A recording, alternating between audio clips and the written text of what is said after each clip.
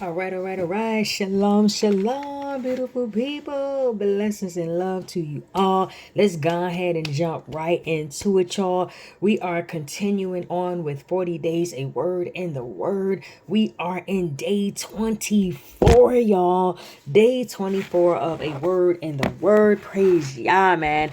It's been an interesting journey, y'all. And maybe when we finish the 40 days, you know what I mean, we'll share with you the journey, the obstacles, and just really, you know what I'm saying, pushing past to really get all that we can from this beautiful journey. All right, so let's jump right into it, y'all. The word of the day, is steadfast. Right, sometimes you'll see it as kind of like stead with stead fast, or stead fast. Now the steed fast, like steadfast, that would be more kind of like an older version, a more older version, if you will, of that particular word. But anywho, let's jump into it, y'all, because this, y'all already know, it's a lot to unpack, right? Most I be praised. So the verses we are going to jump into is Wisdom of Solomon in the Apocrypha, chapter 7, verse 23. And then we're going to jump over to Sirach or Ecclesiasticus, also in the Apocrypha, chapter 5, verse 10. All right, so let's go ahead and get into it, y'all. Bless. Yes. Hello. Yeah. So I want to, oh, Salak, real quick. This word, y'all, this is a favorite word, y'all, because this word is so beautiful. When you think about being steadfast, when you think about, what I'm saying, being firm, because that's one of the definitions of it is, being firm, being stable, you know what I mean? Being loyal. Like, I love that, being loyal, standing on your belief, if you will, right? So it's really beautiful because when you see throughout the scripture, I believe in the Hebrew language, it is, I don't know, like I'm just gonna throw out a number. I think it's about 4 or 5 words that relate to steadfast. And again, this is the context. Context is very important. Context is absolutely important. So when you look at this word, one of the contexts of it would be, again, to support, to confirm, to be faithful. Oh, I love this. To uphold, to nourish, y'all. A pillar of support. And that's so beautiful because when you look at Amen, that is some of the definitions that are attached to Amen, right? So let's go ahead and jump into it. We're going to start off with Wisdom of Solomon, chapter 7, verse 23. It says, kind to man, steadfast, sure, free from care, having all power, overseeing all things, and going through all understanding, pure and most subtile spirits.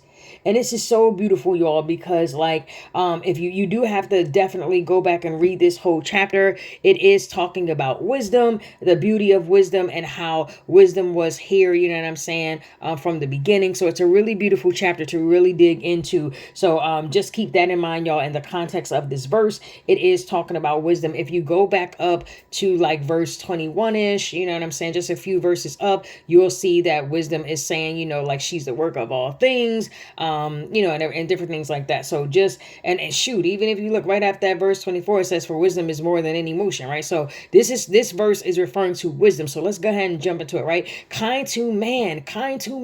We know that this is what wisdom is, right?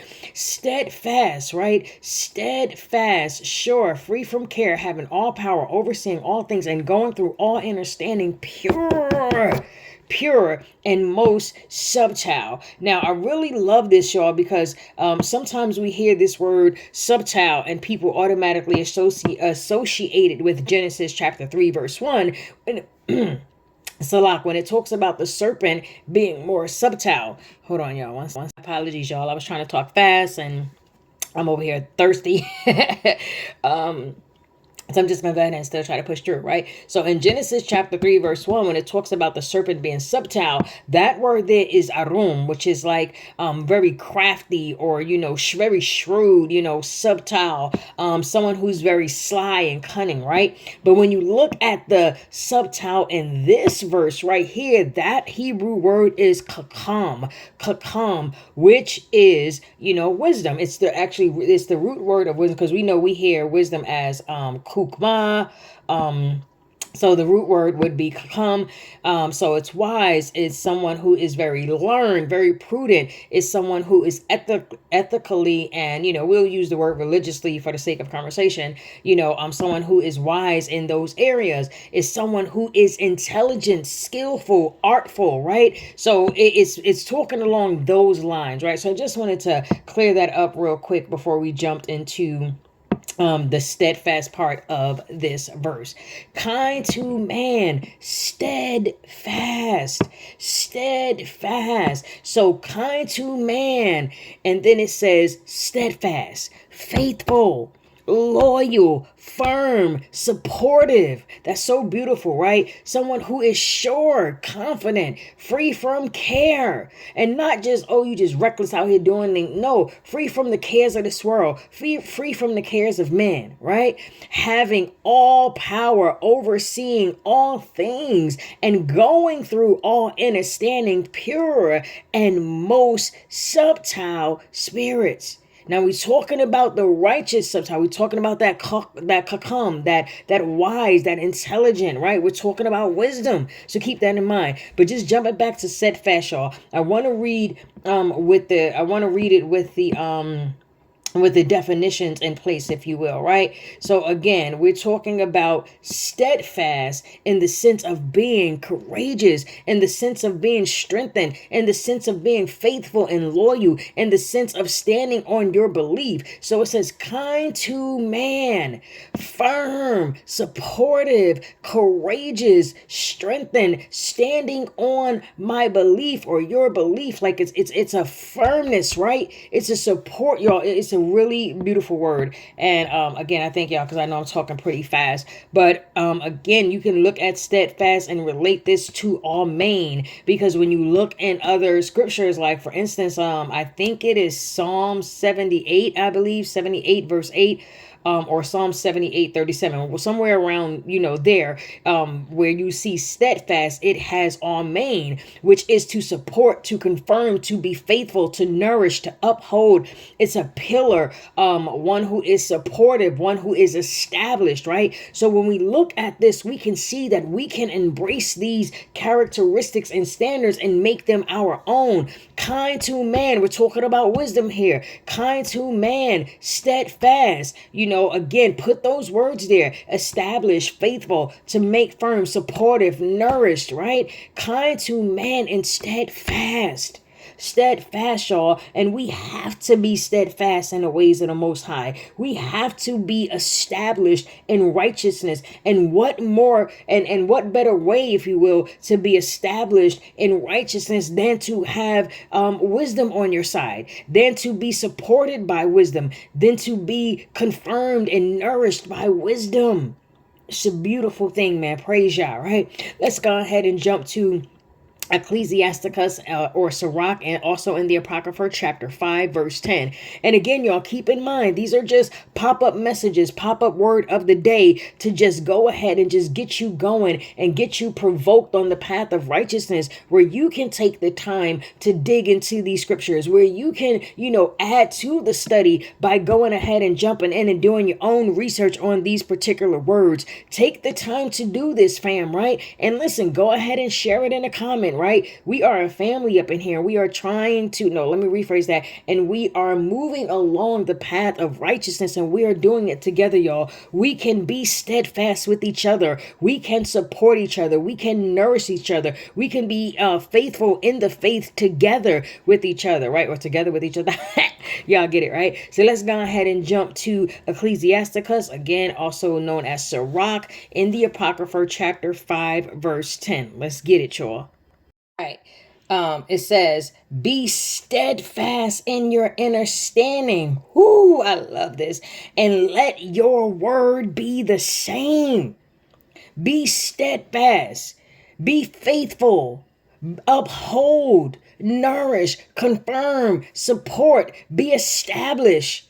This is beautiful, right? It's saying be steadfast in your understanding. So be supportive in your understanding. Be faithful in your understanding. Nourish your understanding. And I love the latter part of this verse. It says, and let your word be the same. This goes really big, y'all, to lifestyle. Our lifestyle should represent not just what we believe, but who we believe in. Our lifestyle should speak louder than our words. This is a beautiful example of let your words be the same as what? Let your words be the same as your faith. Let your words be the same as your understanding. So when we speak, it should complement our lifestyle. It should match. It should look the same, y'all. This is beautiful. I absolutely love this verse. Let's continue to read, y'all. Continuing on. Be steadfast. Be steadfast. Be faithful. Be passionate. Nourish. Again, not to be redundant, right? But be steadfast in your understanding. And let your words be the same, y'all. It's pretty much in simple form. Be a hearer and doer of the word. Let your yea be your yea, your nay be your nay, right? Our words should match the understanding that we have according to our faith. Our words should confirm our faith. It should support it, right? It shouldn't look different. You know what I mean? So, all right, y'all. I know this one was a little long. And I appreciate y'all for being patient as I was, trying to get through. So as I was working through this, definitely, trying to look, said it again, y'all. Be mindful of the words that I use, because we know that words are power, man, and words do manifest in our life. So we do have to be careful of the way that we talk to ourselves as well as each other, y'all. With all that being said, stay steadfast in Yah. Stay steadfast in His word. Stay steadfast in the truth, and let your lifestyle speak loud and clear. Just like this verse is saying, be steadfast in your understanding and let your word be the same. Let us represent the Most High in word and in action. Yah bless. Stay steadfast. Shalom.